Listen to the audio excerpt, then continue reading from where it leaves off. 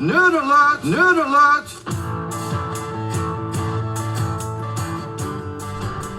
All right, thank you for joining us in the Nerd Alert podcast studio today in the Bedsole Library of the Alabama School of Math and Science. So I have a bunch of some of our best students with us. I mean, everyone's our best student.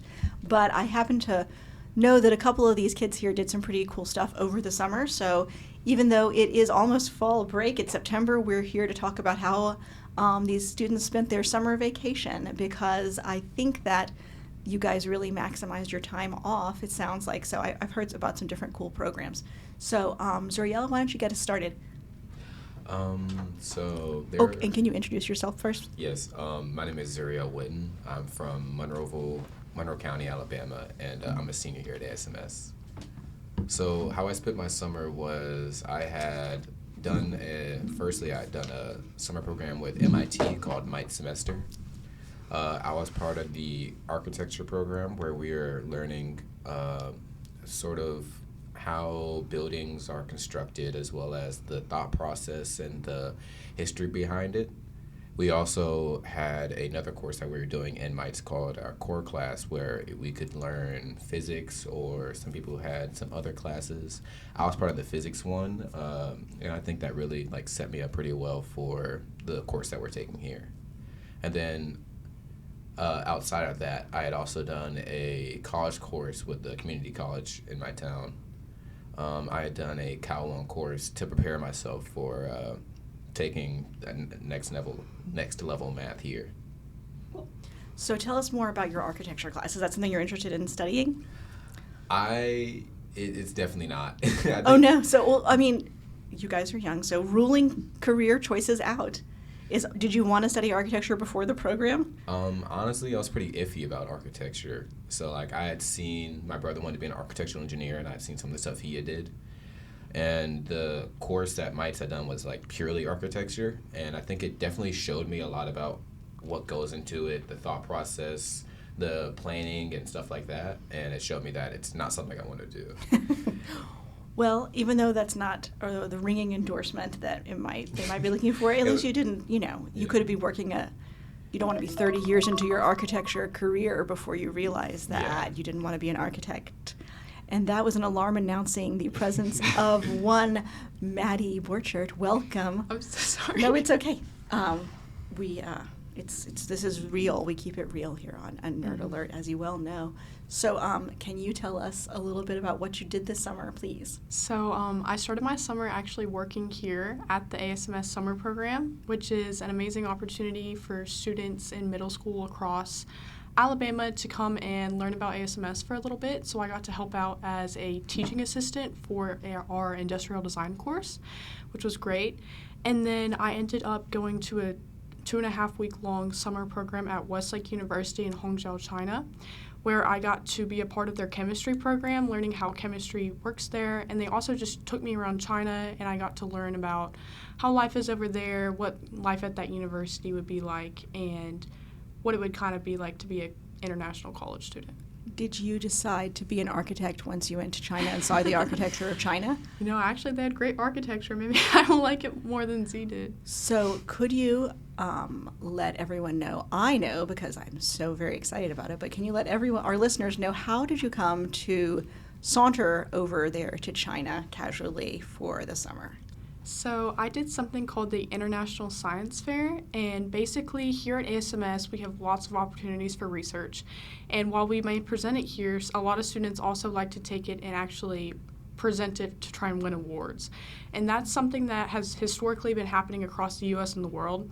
And I was able to win a spot to go to the International Science Fair, which was in Columbus, Ohio this year. And there I presented my research to the Westlake coordinators, and they decided that I was good enough, I guess, out of one of the 4 students there to be able to travel with them completely free to their program this summer. Well, that's extremely awesome. We're really proud of you. Did anyone else go to China? Sadly, no. I also didn't go to China. It's okay. You can still have a fun summer without going on an amazing trip to China. What was the best part, though? Or what were some highlights other than...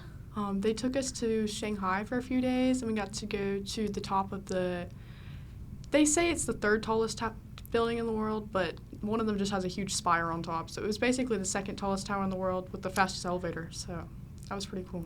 Zoriel, as an architect, how do you feel about that? How do you feel about? I'm just kidding.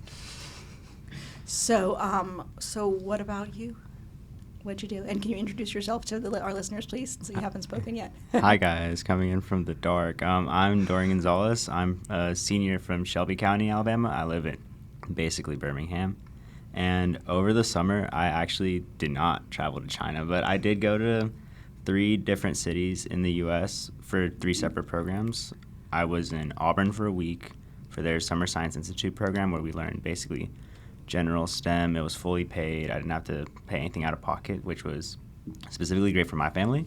And then the same goes for a trip I took to Brown through Questbridge Prep Scholars. Oh, awesome. And I spent 2 weeks there studying biomarkers in health, which is basically revolving around what I was working in research at South Alabama. So, that also gave me the opportunity to look at an IV in person, not something I get to do every day.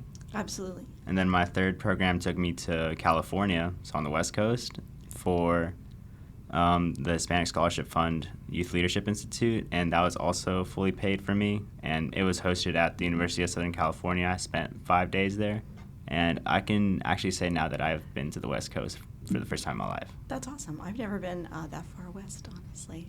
So you guys have been all over. So what advice would you give to, I know the underclassmen listening, look up to you. I've witnessed personally all of you in different ways taking casually, unofficial leadership roles among our younger students, which is really awesome. I see Maddie's helping an incoming student with his science fair project and, all kinds of stuff like that. What other advice would you guys give about getting involved, over the summer with things, especially this one? This most recent summer is, as you may know, your last one before your senior year. I think I know the pressure is really on for everybody.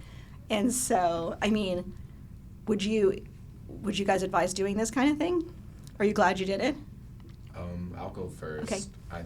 I believe, firstly, taking the opportunities that are here on campus, because there's lots of opportunity between the faculty and staff, and between them knowing different people that you can get connected with, networking in general, as well as the research that's possible.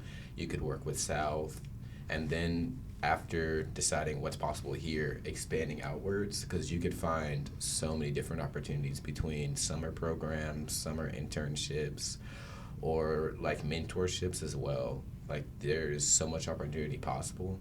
But starting off small and then building outwards from it is what I did, and I think that helps a lot. I like that. That seems like good advice. Anybody else? What would you tell underclassmen? I'm gonna say you're gonna miss 100% of the shots you don't take. When I was sitting in my room, and this was April, and I'm preparing for ISEF, and I get an email saying, "Hey, you should apply for us to come see your project for this," and I was like, "China?" I was like, "There's no way they're gonna pick this girl from Alabama," but my dad was like, "You know what? Just fill it out. It's not going to take much time, and you never know." And I actually ended up getting it, and it was free again. And I think that both of them can also attest that these free programs can really change your life and change what college you're going to get into, because you have that on your resume. So just putting yourself out there, filling out the application is never going to lose anything. You're never going to lose anything by trying. So I think just always put yourself out there and give it a shot. That's great advice. Dorian, what about you? Do you wish you'd spent the summer swimming, laying out? Well, I did get to swim a little bit. I have to agree with Maddie with you never know what you're actually going to get out of it, because when I first applied to my programs, I didn't think I'd get into all 3, much less 2. So it was definitely a surprise for me to be able to go through to all 3 of them, especially with the opportunities they come with. But the one thing that was definitely put into me at these programs was that your network is your net worth. That is, your connections that you build are going to eventually propel you further in life. So, a lot of the connections I made, I know staff at Auburn now. I know some staff at USC, some staff at Brown. And those connections can, help you find new opportunities that you maybe didn't think were possible, especially just coming from filling out an application.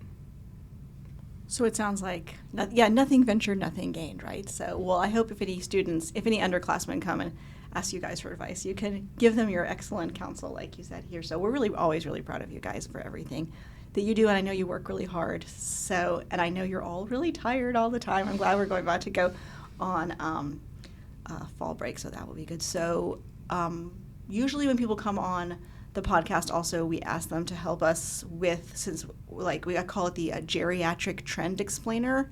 If you guys can help us while we have you in here, understand a couple of things. What is K-pop Demon Hunters? Oh. I think y'all can explain this better than me. K-pop Demon Hunters, in a nutshell, is the most amazing musical that is animated that you will ever listen to. I listened to every single one of those songs. There wasn't a single bad song. All right, because I thought it involved cake pops. Remember, but it's not a cake pop. It's K-pop. I'm just kidding. I didn't think that. I've actually watched it one time. I've seen it. Well, just once was enough. I think I got it. Basically, Maddie, has your life been transformed by K-pop Demon Hunters? I've never watched it. My sister has watched it so many times and she keeps talking about it that I think just out of spite I haven't seen it yet. Okay, so spite, I'm hearing some good things, reach for the stars. Some less good things, spite.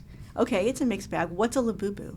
Oh, my. Those were everywhere in China. Oh, they Every were? single See, Maddie's got to store bring you up went. this China thing every time. I'm just kidding. We totally asked. So were they really everywhere in China? I Yeah. have only seen one on campus, and it was the big kind. Where someone here has a giant one. I took a picture with it. Yes, Yeah, I okay. took And a is that a picture. real one? Or is it That's a... a lafufu. So I heard it was called a Zamomo or something. Lafufu. Okay. I could be wrong. Is that like the thing that does the ice at the ice rink? That's a Zamboni. Okay. So now what did you say? It's a lafufu if it's fake. fake, So yeah. that big thing that I saw, you had your picture taken with a lafufu. Oh, man. Okay, I knew it was a Lufufu when I took that picture, though. I just needed the picture in my camera roll. Okay, I understand. So, Maddie, you were going to tell us, since you've been, in case you guys didn't know, China, could you fill us in give us some of the context, please? A lot of street vendors would go and buy them from the actual store, which is Pop Mart, which they had those too, but if you wanted to buy like a real one, they were like $150. But then a lot of street vendors would buy them and like either upsell them or make the fake ones and try and sell those. But like that was like every single place we went, there was someone trying to sell them. How many did you get? None. Zero? Zero. Nothing? Okay. And so what is that Z word that you said? Is there a different word for labubu that's fake? Okay, Other than lafufu? so the person who let me take the picture told me that it was not a labubu, but it was actually called a zamomo or something like that. Okay. I don't know if it's like just because of the size or if it's fake. I just know that's what I was told. Investigate. Zuriel wants to be excluded from this entire narrative. Yeah, all I know is Naomi Osaka had them when she was playing at the U.S. Open. Oh yeah, I saw that. Yeah. Yes. Well, is there what are some other? They feel like these trends are old. Like I wrote these notes down like 3 weeks ago, and we've probably moved on from that. What's the newest? What is there anything else that I need to know? Because my teenager graduated and moved to college, so I don't have the daily. 6'7". If it's something really bad, yeah. What is? You can tell me 6'7". Okay, I can't explain it. All I know is that I can say it, and somebody will always laugh. I can explain this one. Okay, here we go, Zuriel. It's pretty much like just a song that was played over edits about being 6'7". That's pretty much it. It's just a song played over, I don't know, like a basketball edit. Like someone, like the height. So it's it does refer to your height. It refers to 6'7". Okay. But like you're cool if you're 6'7". That's pretty tall. Yes, it is. I mean, Maddie, you're the closest. You're tall. You're the tallest one here, so we're gonna have to bow to your expertise on this. I'm totally kidding. I feel like people just kind of throw it into sentences and everyone in the room freaking laughs. And it could be like, oh yeah, 6-7 years ago I was at and then the entire room. Everyone goes crazy. Yeah. Well, do you think there are people out there whose phone numbers have 6-7 in them who are just like suffering right now, or maybe they're experiencing some positive effects from it? Well, by the time I get this thing edited, we will have moved on to something else. So if you're an adult and you're listening, don't say 6 or 7 because you'll probably embarrass yourself. It's not safe. This is some high level slang. You guys have anything? You guys are sharing glances as if there's something you want to say, but you're worried, which makes me really, really. If it's bad, we can edit it out. Oh no, 6'7's good. 6'7's funny. Okay. Especially when Miss Prokhorova says it in linear algebra. So that's priceless. Bless her heart. So now she says it as an innocent math instructor. At this point, I think she's caught on that it'll make us laugh, but she'll just like read out a math problem. Like she'll read out matrices, and then it'll just be like 1, 6, 7, everybody starts laughing. Well, that is about the most ASMS thing I've ever heard, other than you guys being great. Well, thank you for your time. Thanks for taking your time to explain some of these generational differences to me. You can't really ever get enough culture, right? So thanks for your time today, kids. Okay, thanks. Bye. Thank you.